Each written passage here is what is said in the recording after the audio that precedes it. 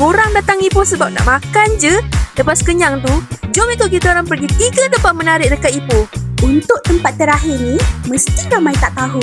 Jadi, korang kena tengok video ni sampai habis tau. Hai, saya Tasha. Dan saya Lily. And welcome back to Transcation. So, Lily, hari ni kita nak buat apa? Kita orang nak bawa korang ke 3 tempat menarik di Ipoh. So, without wasting time, Let's go! Check this out.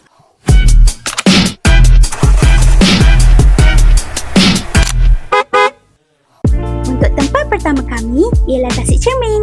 Pembelian tiket bagi warga negara hanya RM7 je. Kanak-kanak dan akili pula free cerita korang. Lepas dah beli tiket, kami kena lalu satu terowong kecil dulu untuk sampai ke kawasan Tasik. Fun fact, terowong ni sebenarnya ialah bekas terowong perlombongan yang berusia lebih 100 tahun tau. Bila keluar je daripada terowong, terus kami nampak pemandangan Tasik Cermin yang menjadi tarikan utama dekat kawasan ni. Nama Tasik Cermin ni sebenarnya datang daripada pantulan air dia sendiri. Dah sampai sini, rugilah kalau tak naik bot dan tengok sendiri Tasik Cermin dengan lebih dekat.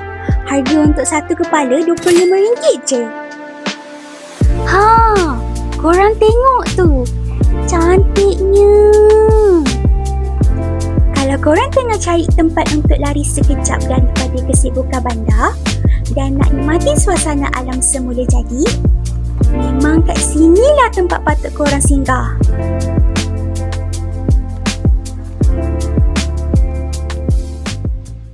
Lepas puas layan view tadi, kita jalan-jalan dekat Cocomelon pula. Korang tahu tak, dulu kat sini pernah jadi pot penjudi, hisap candu dan tempat lepak dengan perempuan simpanan. Zaman-zaman dululah. Tapi sekarang tempat ni dah lain. Penuh dengan kedai souvenir. Memang rambang mata lah. Tak hairan lah kalau ramai orang datang kat sini. Sebab pot bergambar pun banyak tau korang.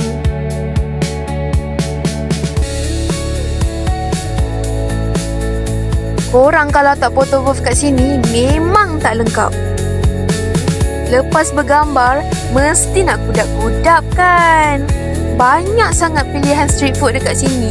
Orang tinggal pilih dan beli je. Sebab semuanya sedap-sedap weh.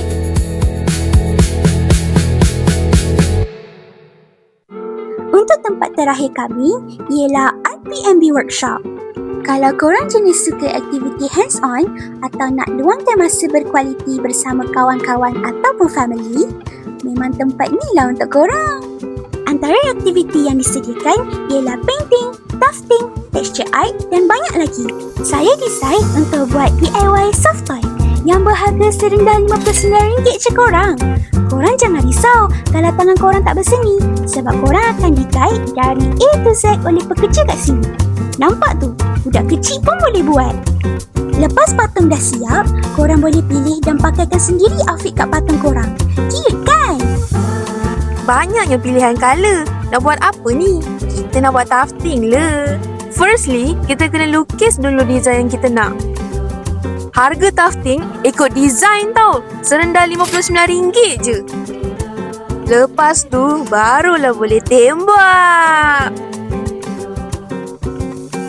Rasa satisfying sangat bila buat tufting ni. Sebab semuanya dari hasil kita sendiri. Gam, keringkan, lekatkan, gunting dan shave. Comel tak alas cawan saya? Apa yang tinggal sekarang ni bukanlah sekadar gambar atau video semata, tapi cerita dan gelak tawa yang kami luangkan bersama sepanjang berada di Ipoh akan kekal dalam ingatan kami selamanya.